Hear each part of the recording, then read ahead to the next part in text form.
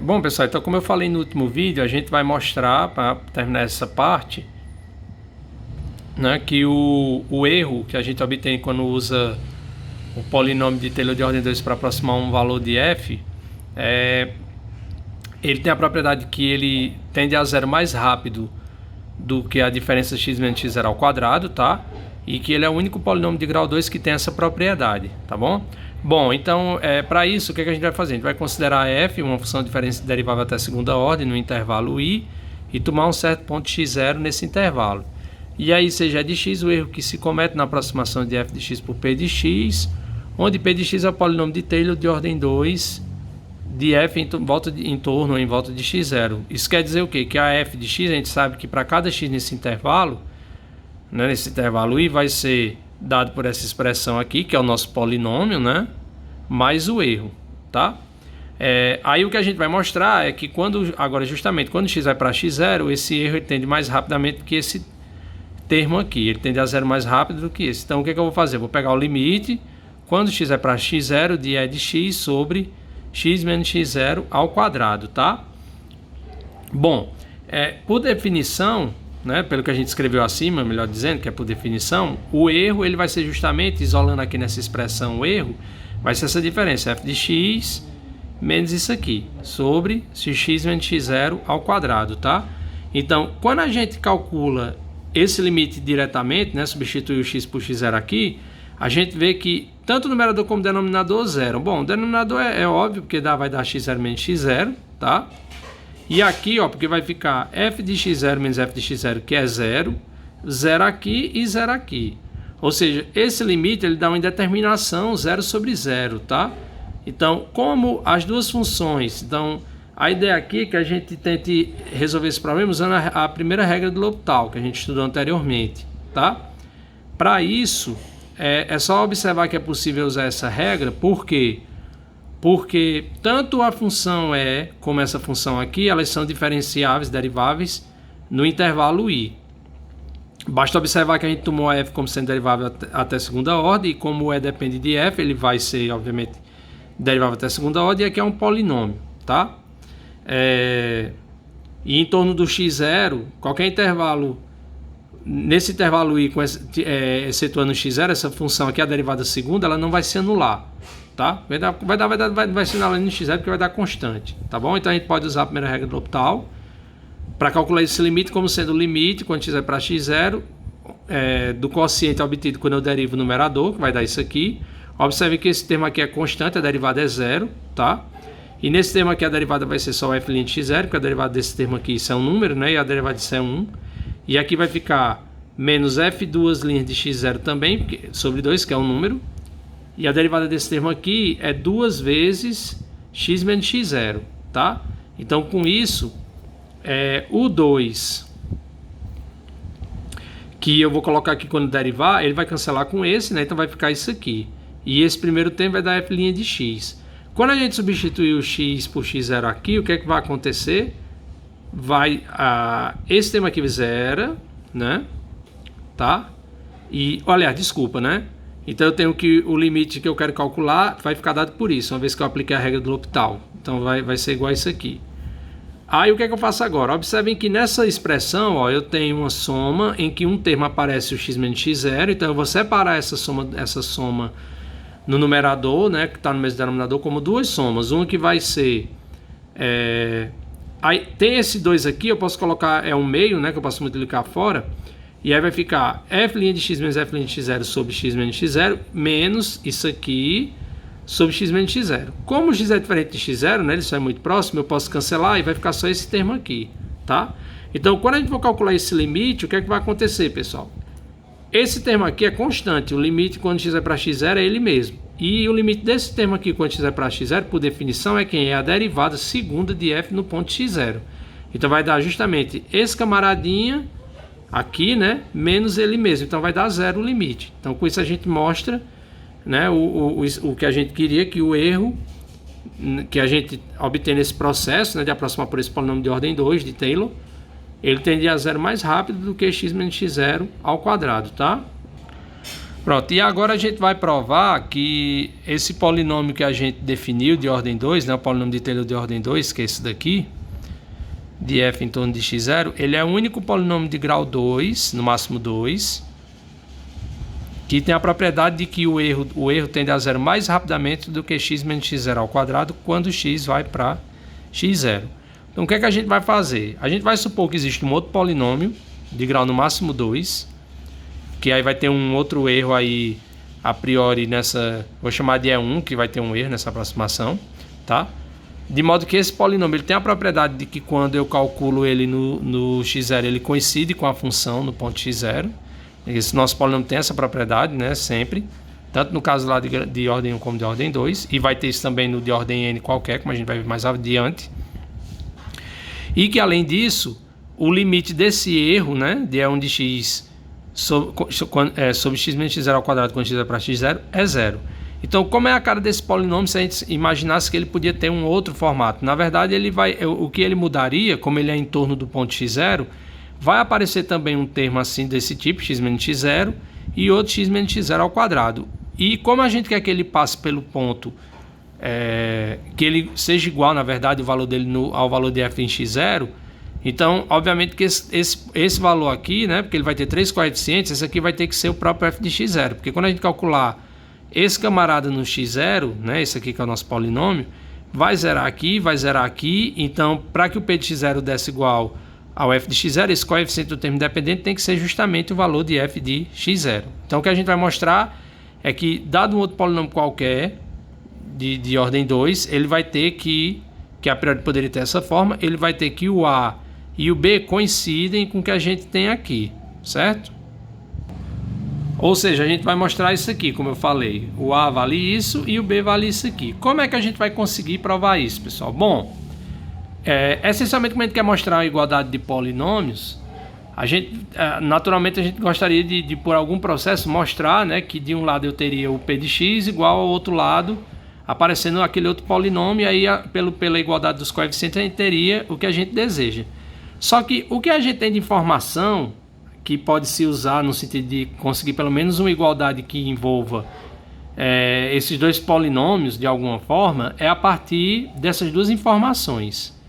Por quê? Porque como eu tenho meu polinômio lá de Taylor de ordem 2, eu já sei que vale isso, e estou supondo que no caso desse outro, vale isso aqui também, tá? Então a ideia é que eu pego agora a diferença do E de x menos o E1 de x, porque se eu pegar a diferença do E de x, o E de x, melhor dizendo, vai ser justamente quem? F de x menos o polinômio P, né? Que é aquele polinômio lá que a gente já conhece, de ordem 2. E o E1 de x vai ser F de x menos aquele outro polinômio lá que tem o coeficiente A e o B. Quando a gente fizer a diferença, a gente vai ter a diferença dessas duas expressões. Então, se a gente, por exemplo, conseguisse alguma coisa, por alguma conta, mostrar que isso dá zero, então a gente conseguiria chegar nisso. Mas se eu fizer essa diferença, então qual é a ideia? Faz essa diferença, porque vai aparecer uma diferença entre os dois polinômios, e divido pelo x menos x0 e calculo isso aqui. Porque como eu sei que vale isso, então obviamente o limite dessa diferença sobre x menos x0 ao quadrado é isso aqui. Essencialmente é porque a gente pega essa expressão menos essa, né, e calcula o limite, que é a mesma coisa disso, tá? Então é a partir daqui que a gente vai conseguir chegar nessa informação. Por quê? Porque aí observe, eu vou substituir o E de x por isso. Na verdade aqui teria f de x menos isso aqui, que é o nosso polinômio P. E o E1 de x seria quem? F de x menos esse camarada aqui, que é o nosso... aliás, aqui seria f de x menos f de x0 mais isso aqui, tá? E nesse outro lado apareceria f de x, no E1 de x, é f de x menos f de x0 mais isso aqui, né? Que é menos o polinômio, o outro lá. Como vai ter f de x, e aqui tem um menos, e aí tem f de x aqui, vão cancelar. Aí como vai ter, nessa expressão aqui, né? Vai ter vai ter um menos, né? Aí f de x0 e aqui também cancela, de modo que vai sobrar isso e isso aqui, sobre o x menos x0 ao quadrado. E eu já sei que esse limite dessa expressão quando x vai para x0 é zero, tá? Aí observe agora o seguinte.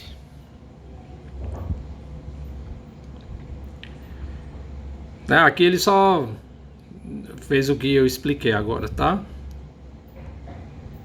Então veja, o que a gente vai fazer agora, pessoal, é juntar, como a gente tem aqui um polinômio aqui também outro, a gente vai agrupar os termos de mesmo grau. Então, ó, eu tenho aqui um termo com x menos x0 aqui também, colocando em evidência o x menos x0, vai ficar isso. Tem um termo com x menos x0 ao quadrado aqui também, colocando x menos x0 ao quadrado em evidência, vai dar isso aqui, não é? Aí observe, então, aquela nossa diferença lá, né, o limite de E1 menos de E de x menos E1 de x sobre x menos x0 ao quadrado, quando x vai para x0, que é 0, né, vai se transformar no limite disso aqui, que está dando 0. Vejam, eu tenho um limite de um quociente que está dando 0, e esse camaradinho aqui de baixo, ó, ele vai para 0, né? Então isso obriga que o limite desse termo de cima, que é o que acontece, porque se a gente fizer a conta a gente vai ver isso, que o limite desse termo aqui de cima também tem que ser 0, até porque a gente sabe que um limite de um quociente, se o denominador está dando 0 e esse limite está dando um número, isso obriga que o numerador também tem que ir para 0. A gente viu que o único caso que uma indeterminação, né, uma coisa sobre 0 é um número, é quando o numerador também tende para 0, tá?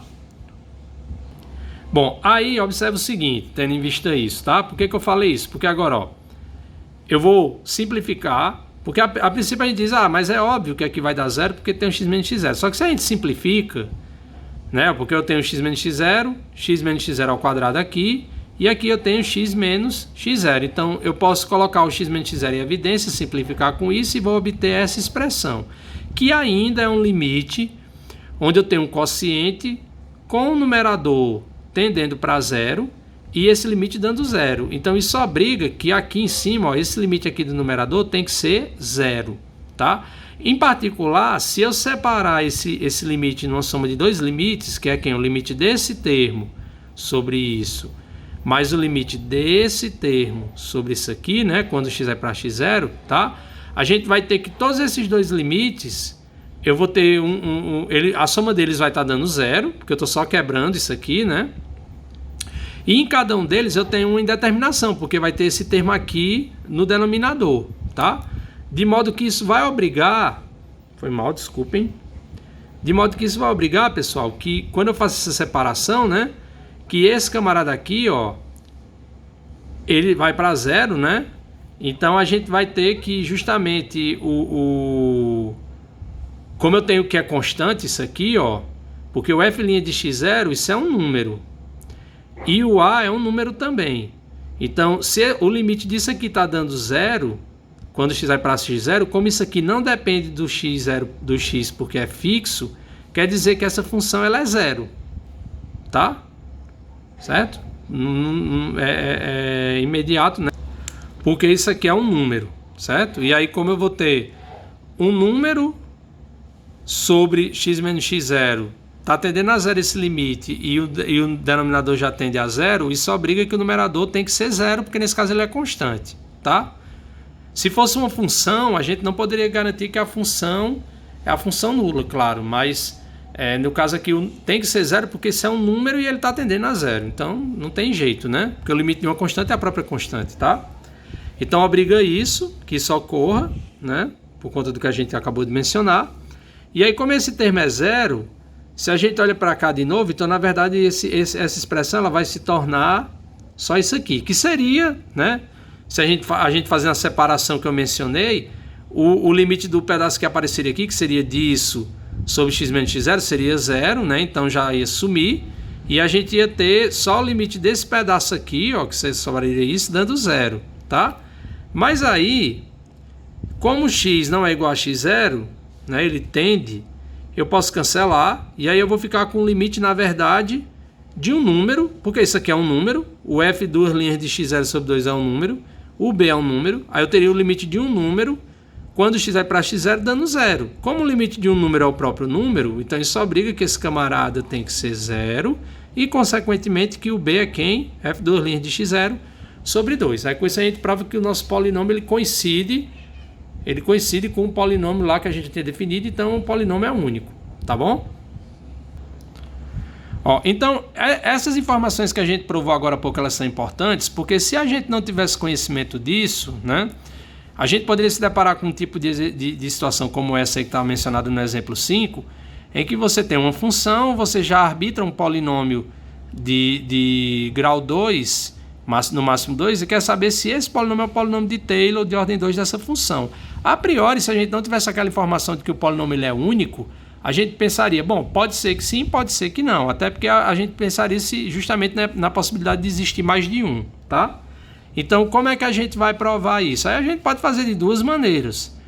Porque como a gente sabe que o polinômio ele é único e a gente sabe como calcular, ou a gente calcula ele, né? Usando a história lá do f, como x0 é 0, a gente calcularia f de 0, f' de 0, f2' de 0, e montaria a expressão lá que a gente já conhece qual é. Ou então a gente faz justamente uso daquela informação de encontrar o erro e mostrar que esse camarada ele tende a zero mais rapidamente, né? Se aqui, caso for o polinômio de Taylor, quando eu olhar para o erro, que é dado por essa diferença, ele vai tender a zero mais rapidamente do que a diferença x menos x0 ao quadrado, que no nosso caso, como x0 é 0, vai ficar x menos 0 ao quadrado, que é x ao quadrado. Então, uma das maneiras da gente calcular, mostrar isso, é dessa forma. Pega o erro, que é isso aqui, mostra que ele tende a zero mais rapidamente que isso, quando x vai para 0. Então a gente calcula esse limite, né? Que vai ser o limite disso. Bom, aí isso aqui é quem? A função lá era 1 sobre 1 menos x, menos o nosso polinômio. Que o polinômio era 1 mais x quadrado. Como é menos a expressão dele, vai ficar menos em cada um dos termos que apareciam lá. Sobre x ao quadrado, tá? Bom, aqui quando a gente tirar o mínimo, né, o mínimo múltiplo comum, o que é que vai acontecer? Vai ficar... tirando o mínimo aqui, a gente vai colocar tudo isso aqui sobre 1 menos x. E embaixo vai ficar esse camarada multiplicando isso, quando a gente resolver a divisão de fração, tá? De modo que o resultado vai dar isso, certo? Disso aqui.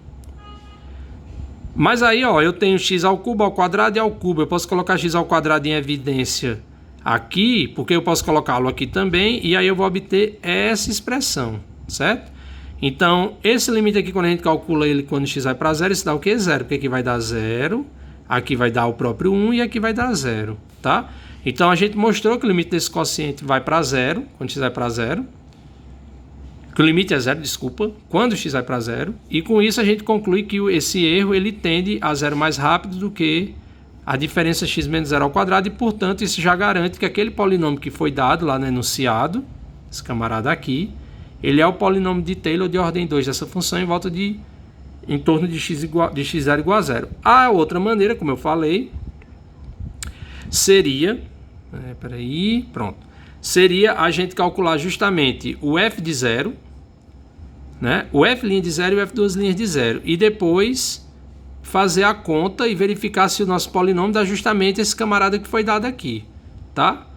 Então é só você pegar lá. Então faça essa conta, é só substituir esses valores aqui, ó, e ver que vai dar essa mesma expressão. Então, tanto pode fazer de uma forma como de outra, porque a gente já sabe que o polinômio de Taylor de ordem 2 ele existe e ele é dado por essa expressão aqui. Beleza, pessoal? Então, no próximo vídeo, aí a gente vai encerrar esse tópico, que aí eu vou comentar o caso em que a gente pode...